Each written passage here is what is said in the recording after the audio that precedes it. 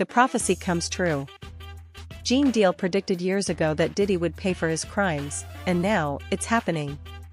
Nearly 2 years after the mansion raids, his warnings have become reality. Gene finally speaks out about Diddy's sentence and what's really happening behind bars.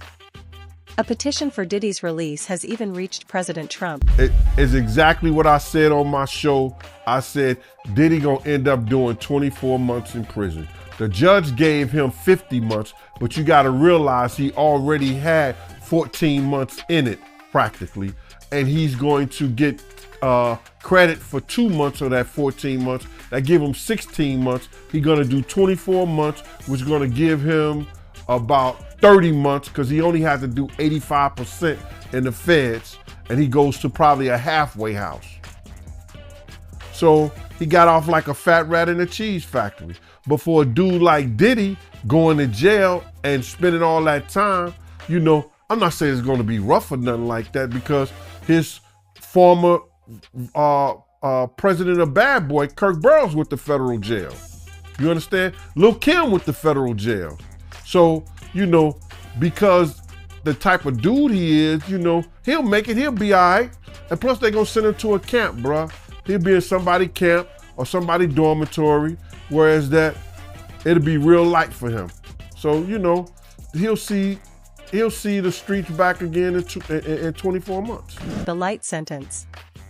Diddy's 50-month sentence sounds serious, but he'll only serve around 2 years. Prosecutors wanted 11, yet the judge gave him way less. He avoided charges for guns, drugs, and even recorded assaults. Somehow, Diddy walked away almost untouched, but why? No sympathy for Diddy. Gene Deal says Diddy deserves no mercy. He once tried to silence Gene permanently, so why should anyone feel sorry for him? Diddy showed no remorse for his victims. His only regret is that he got caught. The judge spoke about his coercion, his relevant conduct. The judge spoke about, you know, mitigating circumstances, you know what I'm saying? A lot of the judge spoke about. You know, look at here. He got caught with drugs. Never got charged with the drugs. And the judge knew that. That's why the judge said relevant conduct. You understand? He got caught with guns. Guns in the house with the serial number. The judge knew that. You understand? Relevant conduct. You understand? That he didn't get charged with. The beating of Jane, hitting in the head, and all that stuff of Cassie. All those things, they probably couldn't. I don't guess they could have charged him with them, but it came up in the trial. All that's relevant conduct. You understand? And people don't understand all the things that he was doing. Then the judge made a point. When you go and talk to the managers and you talk to people about hiding evidence. You understand? Remember the fact in the trial when it came up that he gave a guy $100,000 and some $100,000 or $100,000 to keep the tape that from cashing them? That's relevant conduct. Your judge was speaking about all that. Protected by the feds. The real reason behind Diddy's short sentence? Cooperation. Gene and Suge Knight have both said it. Diddy fed the feds information and got immunity in return. The drugs and guns found during his arrest mysteriously disappeared from his charge sheet. I fought to keep guys out of jail for 27 years. But do I care about him going to jail? Nah, I don't, bro. I'm sorry. God just gonna have to take that off my heart. But that's my enemy. He made it clear. He made it clear when he was sending niggas at me, when he was doing when he was setting dudes up, when he was when he cursed Wolf mother out, when he set Wolf up to go at BMF.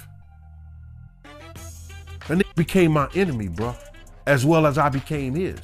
So why should I care? He did a whole lot of shit to a whole lot of people. And now he's paying for it. So all these cats, I guess y'all get y'all visitation rights. Some of y'all can get y'all conjugal visits right with them. I don't give a shit. That's how I feel about it, bro. Fake apologies, real threats. Diddy's apology letter to the judge claimed regret, but behind the scenes, he was threatening anyone who spoke against him. Witnesses and victims were harassed and silenced, proving Diddy's remorse was just another lie. So that's always a great day for the family. Overall, though, it's not surprising. You know, we do all know one thing, like I said before, Puffy has strong ties with the government, with the feds. And anybody else would have been cooked, done. I mean, that's the first time in history that a person going to get sentenced and they can actually put on a campaign like they running for the president of the United States, where they can show videos and pretty much everything. Only thing I was waiting on was the fact that I was waiting on him to bring out the DJ and start playing music and let him do what he do best, dance and shake that ass and end up with no time. And the other side of it is that, well, the sad side of it is that I couldn't believe that not one of his baby mothers came in to support him or testify. And I was surprised by that because that shows a lot about the character.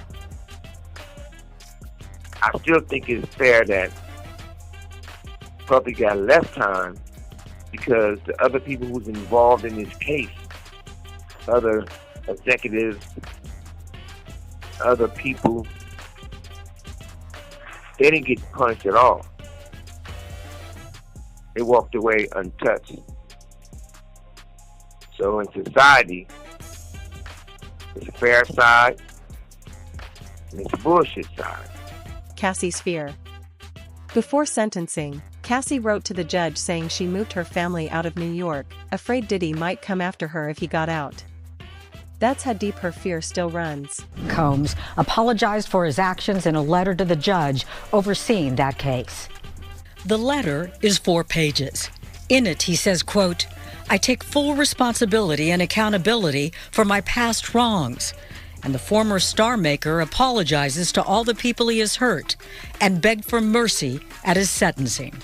Combs directly apologized to Cassie Ventura and the woman who testified under the pseudonym Jane at trial for hurting them. "I literally lost my mind. I was dead wrong for putting my hands on the woman that I loved. I'm sorry for that and always will be. My domestic violence will always be a heavy burden I have to carry forever," he said of Cassie. Diddy, of course, was accustomed to living large, in lavish homes and flying on private jets. Further into the letter, he describes what he says his prison conditions are like. Quote, "For over a year, I've been locked in one room with 25 other incarcerated people, sharing the same one room. I'm not expecting pity or sympathy, but my time at MDC has changed me forever." Right before Diddy's sentencing, Cassie even wrote a letter to the judge saying that she has already moved all of her family out of New York just in case Diddy manages to get out. That's how scared Cassie is. Cassie Ventura was the star prosecution witness at Sean Combs' trial and wrote this to the judge, and I quote, "For 4 days in May, while 9 months pregnant with my son, I testified in front of a packed courtroom about the most traumatic and horrifying chapter in my life. I testified that from the age of 19, Sean Combs used violence, threats, substances, and control over my career to trap me in over a decade of abuse. He groomed me into performing repeated sex acts with hired male sex workers during multi-day freak-offs, which occurred nearly weekly. I was forced into lingerie and heels and told exactly how to look and plied with drugs and alcohol so he could control me like a puppet.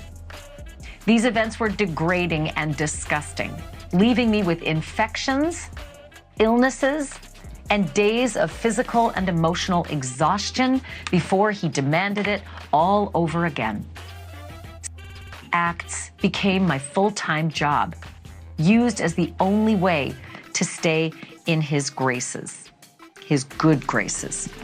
Cassie Ventura says that she has spent the past 7 years rebuilding her life, engaging in, quote, dozens of types of therapy, but still says she has, quote, nightmares and flashbacks on a regular basis. She says that she moved her entire family out of New York for fear that Sean Combs may have some retribution in mind. She told the judge that she hopes he pays for what he did, whether the jury believed her or not. The pardon play. Gene Deal says Diddy will try anything to escape justice.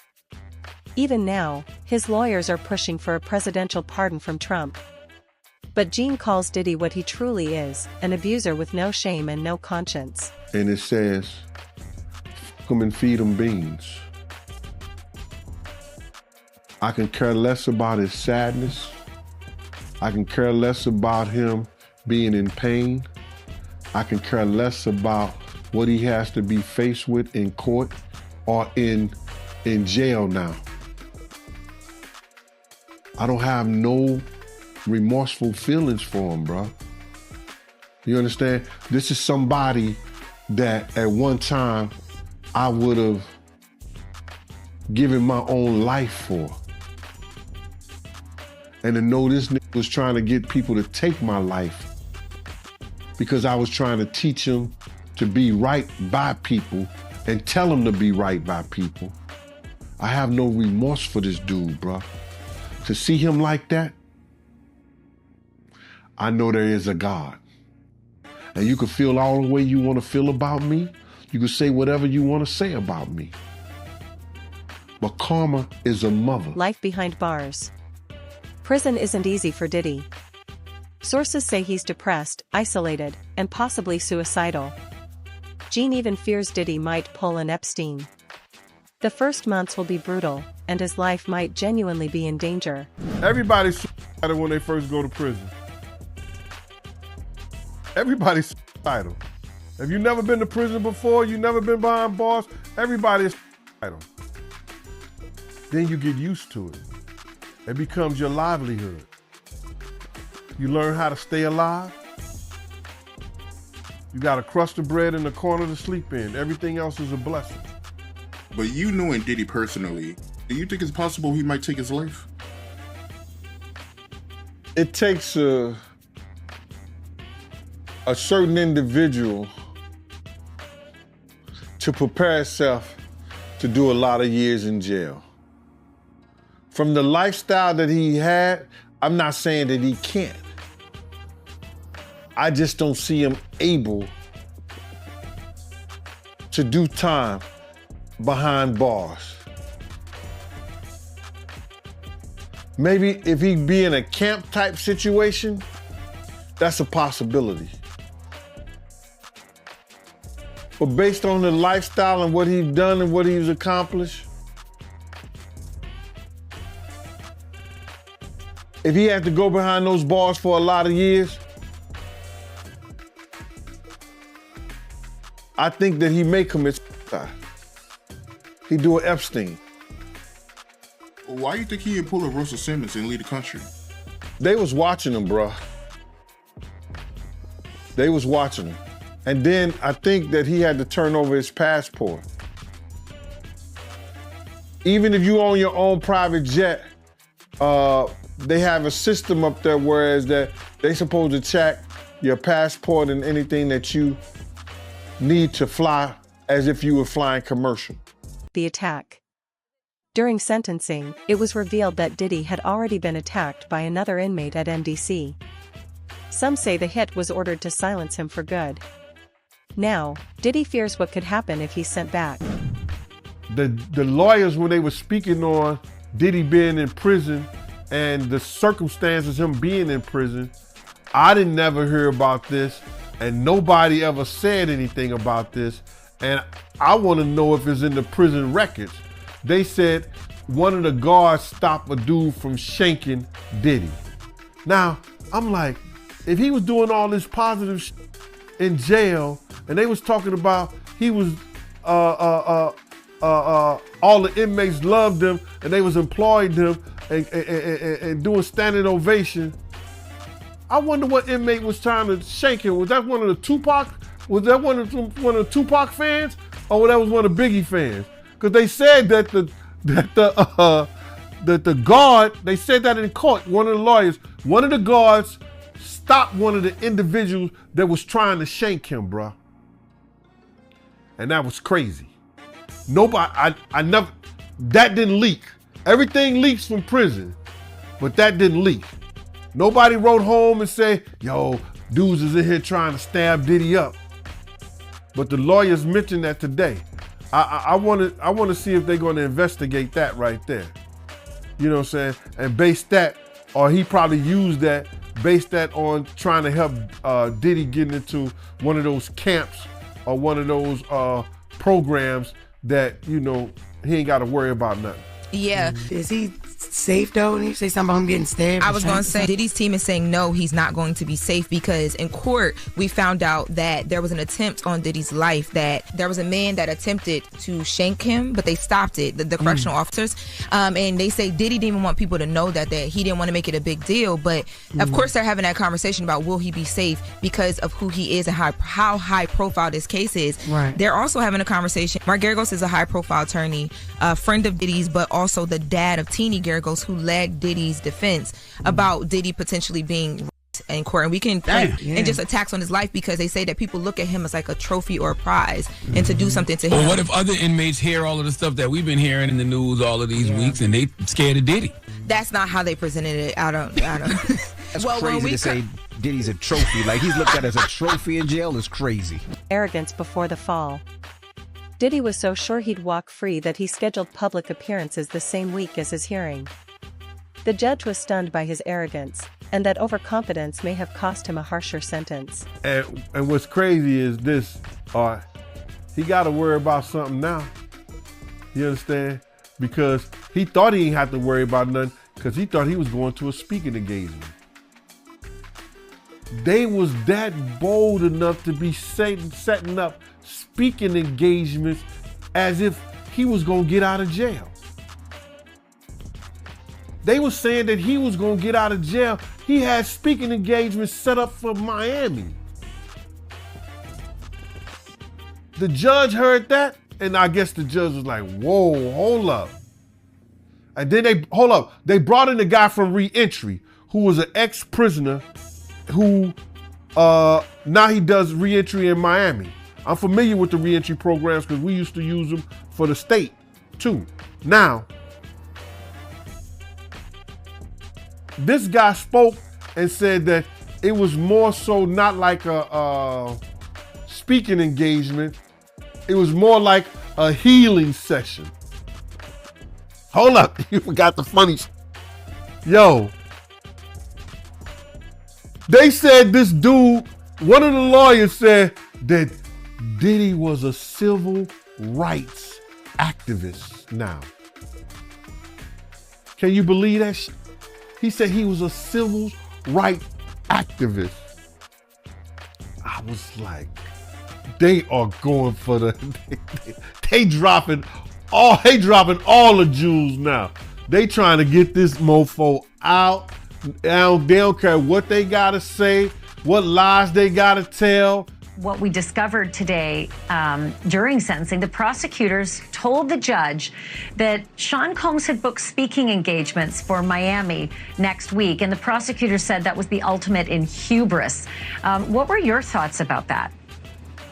No, I would say so too. I mean, I'm not entirely sure how he would even do that, because even if it was the 14 months, still that would be a thing towards the end of the year. So I'm not sure what he was really thinking on that. But yeah, it does show the arrogance that he thought that he would just get off on this. But I know that, but it didn't happen that way. Yeah, arrogance is definitely another word for it. I'm also sort of thinking the stupidity, it just seemed crazy to be doing something like that, especially since it got into the hands of the prosecutors and they were allowed to use it. The appeal game. Diddy's lawyers call his sentence unfair and plan to appeal. But 2 years for decades of abuse and threats? That's nothing. Saying sorry doesn't erase a lifetime of damage. He let everybody on Diddy's team speak. Each one of the lawyers. Not only one lawyer spoke about the victims. Only one lawyer spoke about the victims. And I think that was a setup because Diddy spoke about the victims. And that was Cassie and Jane. You know, he apologized to them for bringing Jane into his life and the whole 9 yards and bringing her to his mess. But none of the lawyers spoke about the victim. One lawyer, the lady, she was crying on the stand. Did you know she was crying on the stand?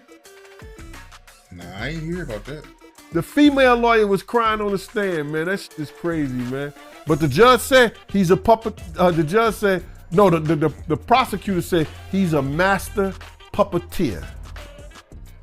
He's a master puppeteer, she said. Out of New York City, we are hearing Diddy's attorneys speaking to the media after he was sentenced earlier today. This is live. Yeah, we are. Absolutely. If you filed a cross appeal, what would happen in that regard if they filed a cross appeal and then could Sean Diddy Combs get a higher sentence? He would not get a higher sentence, and they're not gonna cross appeal. We're gonna appeal. We think we're right, and they'll respond to the appeal, and it'll be decided by the Second Circuit as soon as. Tell us about the conversation you had with your client after the sentencing. Consensual. The judge clearly thought the sexual encounters weren't consensual. Because he's biased. Make of his remarks. He's biased. If anyone, I'm happy to go. The judge was open-minded. At least the judge was open-minded for both sides. The backup plan. If his appeal fails, Diddy's planning to enter a rehab program in a low-security prison to cut his time short. His team hopes it'll get him out in just a year.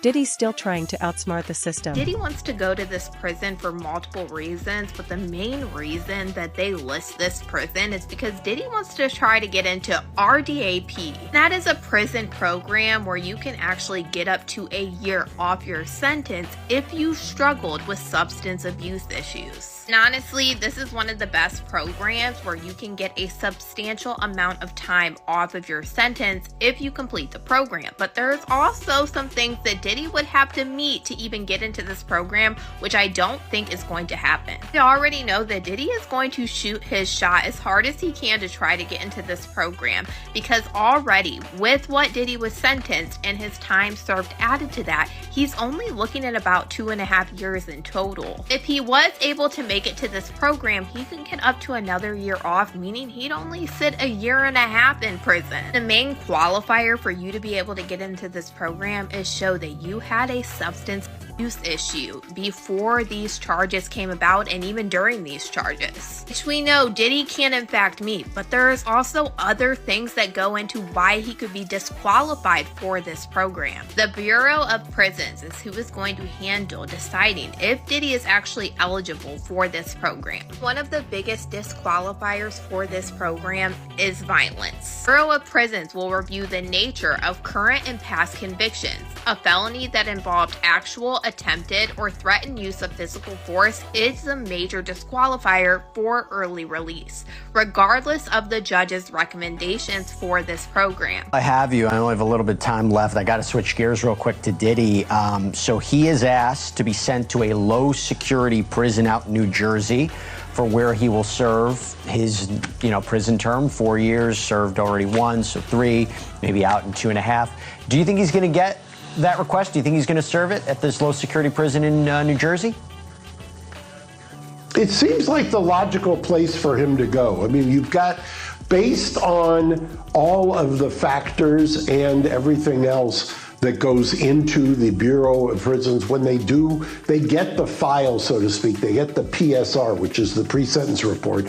They have a certain criteria, and a lot of that criteria has to do with geographic location and then the severity of the sentence and the charges. All of that would tend to lean towards the placement at this New Jersey facility. So I would say on a bell curve, 80% shot.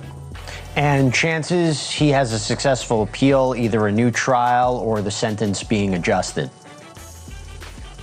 I've had this argument with his team and people not on the team, and I don't want to reveal the work product, but I will tell you my reaction to this sentence was that because the judge accepted the sentencing guidelines and then went under it, and he accepted the sentencing guidelines that probation said, which was 70 to 87, I think, but went underneath at 50, it makes the appeal on the sentence tougher.